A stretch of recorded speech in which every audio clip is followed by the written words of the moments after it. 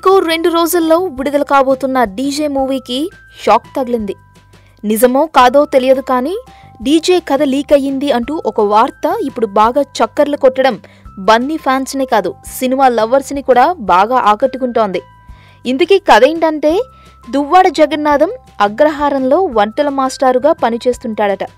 ఒక ఫంక్షన్లో పూజా హెగ్డే పరిచయం అవుతుంది.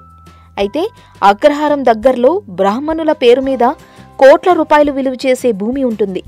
దానిమీద రొయ్యల నాయుడు కన్నుపడి ఎలాగైనా స్వాధీనం చేసుకోవాలని ప్రయత్నిస్తూ ఉంటాడు. ఇక అప్పుడే విదేశాలలో ఉన్న మరో విలన్ తన మనుషులను కూడా అగ్రహారం పంపిస్తాడు. డీజే వాళ్లతో గొడవ పడటంతో ఇంటర్వెల్ అట.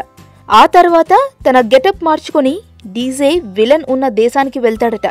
ఇక అక్కడ ఓ ట్విస్ట్ ఏంటంటే గతంలో తన కుటుంబానికి ద్రోహం చేసిన వాడే ఇప్పుడు భూముల కోసం వచ్చాడని తెలుస్తుందట.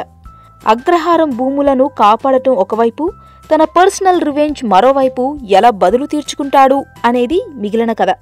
ఈ కథ నిజమో కాదో తెలియదు గానీ ఫిలిం సర్కిల్లో హల్చల్ చేస్తుంది.